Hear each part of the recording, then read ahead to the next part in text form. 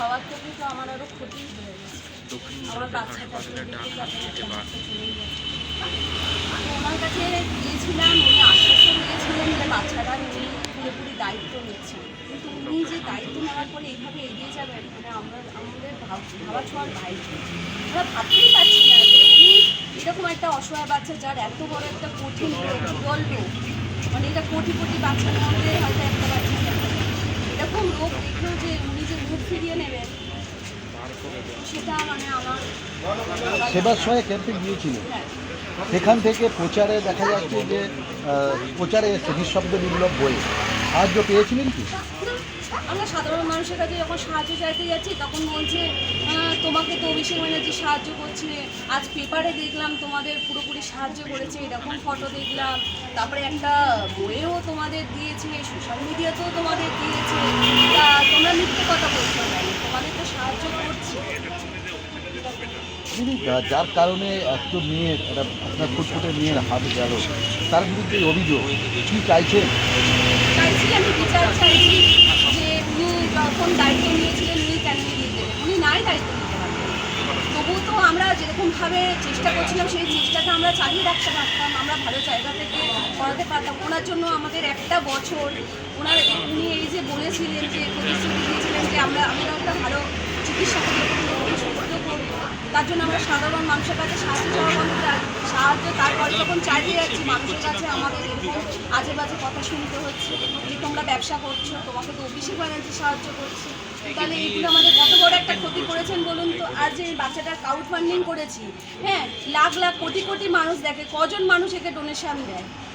ডোনেশনের ওঠেই না, কারণ সবাই জানে যে অভিষেক ব্যানার্জি সাহায্য করেছে। ওই বাচ্চাটাকে পরবর্তী সময় কোথায় নিয়ে গেছে?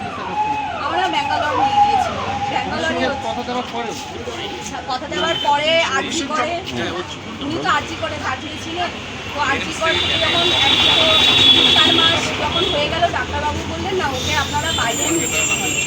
তখন আমি ওনার কাছে বারে বারে নেই করে 20 থেকে 25 বার ওনার দরবারে গেছি যে আমার এই বাচ্চাটার এখানে সুচিকিৎসা নেই, আপনারা একটু বাইরে মানে ভেলুর, তারপরে ব্যাঙ্গালোর কিংবা দিল্লি একটু পাঠিয়ে দেওয়ার ব্যবস্থা করুন।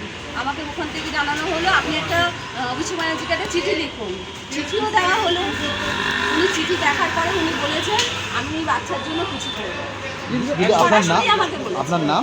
আমার নাম রুমা। বাচ্চার নাম? বাচ্চার নাম কীর্তি। বাড়িটা?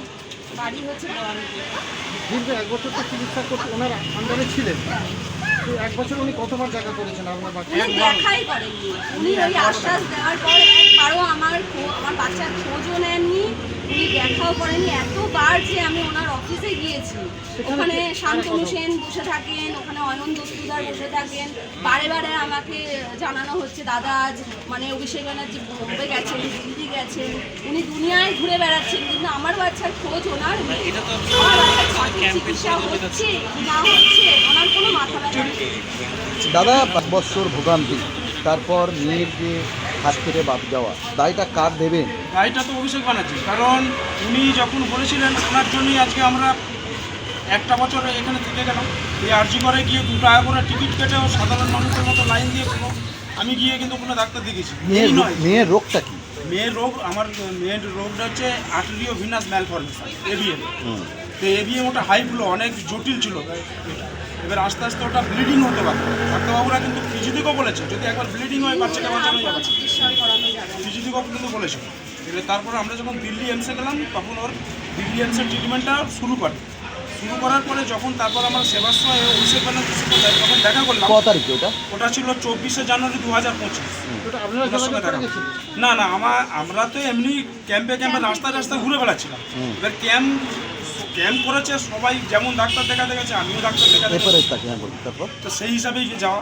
তারপর ওখানে ডাক্তারবাবুরা দেখে ওরাই আমাদের সব কিছু কাগজপত্রগুলো নিলেন।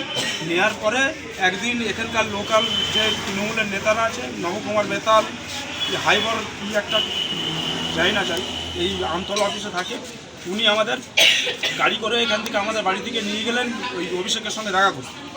ঠিক আছে, অভিষেকের সঙ্গে যখন দেখা হলো অভিষেক ব্যানার্জি তখন বলছে যে এই বাচ্চার পুরো দায়িত্ব আমার, এর পড়াশোনার দায়িত্ব আমার।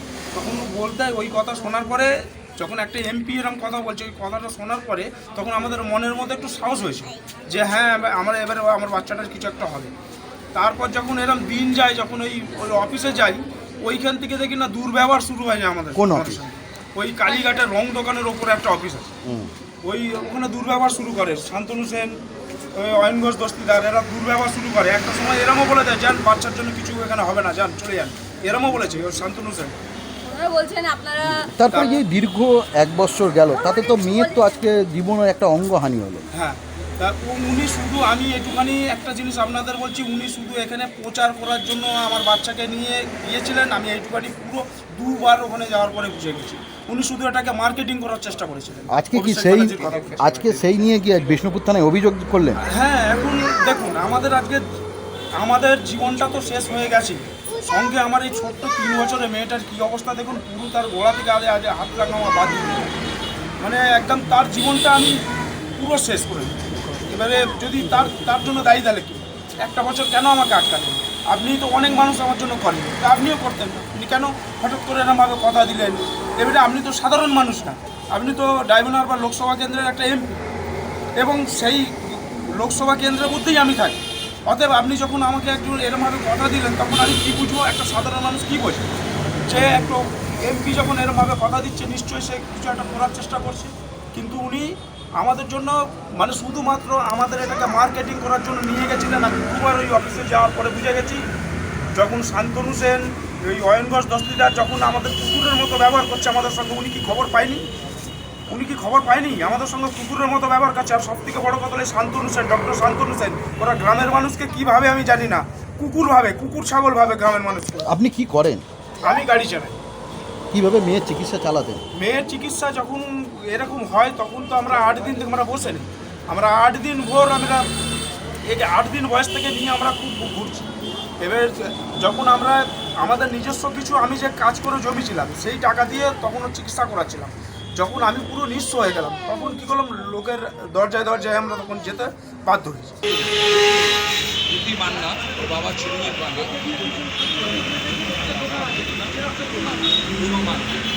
এনারা এই যে আর কি ডিজিজ আছে, সেটা নাম হচ্ছে AVM, এই ডিজিজটা। তাই ওরা এইমসে দেখাচ্ছিল, এইমসে দেখানোর পর এইমসের ট্রিটমেন্ট চলছিল। এবার ইতিমধ্যে নবকুমার বেতাল এবং হাইবার আকুল, এরা দুজনে যেহেতু এরা তৃণমূলের সমর্থক, তাই এরাই এদের কাছে যায়, গিয়ে বলে যে তোমরা ওখানে সেবাশ্রয় আছে ওইখানে আসো বলে গাড়ি করে এদেরকে নিয়ে গিয়ে এরা ওখানটা প্রথমে আপনার ভাষা পঞ্চায়েতের পাশে যে ক্যাম্পটা ছিল ওখান থেকে মডেল ক্যাম্প বললাম, এবং সেখান থেকে পানাকুয়ায় অভিষেক ব্যানার্জি কাছে নিয়ে যায়। অভিষেক ব্যানার্জি পুরো দেখভাল, অভিষেক ব্যানার্জি বেতাল নবকুমার বেতালের উপরে দায়িত্ব ছিল, এবং অভিষেক ব্যানার্জি বলে কোনো চিন্তা করতে হবে না, কোনো এক্সপেন্সে যেতে হবে না, এবং এদেরকে বলছে আরজি করে পাঠাতে। ডক্টর শান্তনু সেনকে বলে আরজি করে চিঠি করে দিতে, এবং আরজি করে যাওয়ার পরে তারপরে দেখা গেল যে আরজি করে সেখানে গিয়ে এরা লাইনে টিকিট দেয়, কোনো রকম সুব্যবস্থা হয়নি, স্পেশাল কোনো ব্যবস্থা হয়নি, এবং 2 টাকা টিকিট কেটে লাইনে দাঁড়িয়েছিল।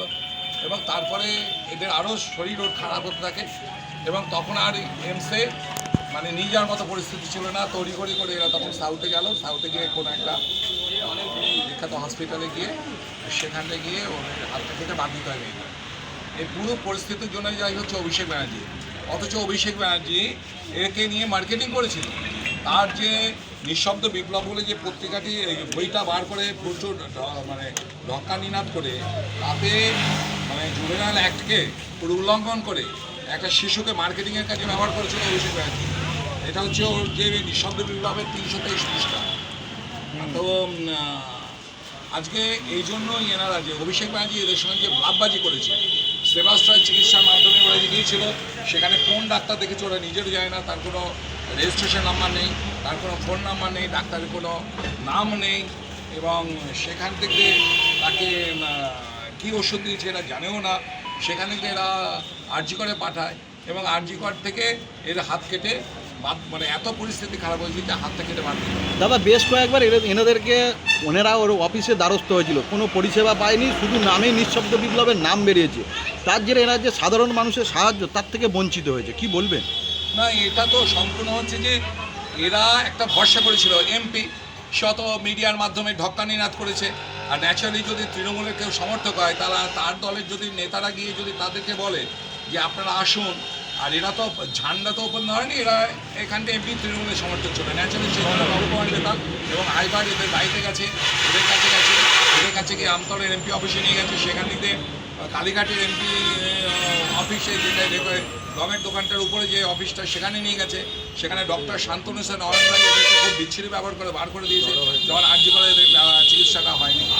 তো একটা যে পুরো মানে একটা যে ঢপবাজি, এদের সঙ্গে যে ভাববাজি করেছে এবং মেয়েটাকে নিয়ে যে মার্কেটিং করেছে অভিষেক ব্যানার্জি, তো এটা একটা বিচার হওয়া দরকার আছে।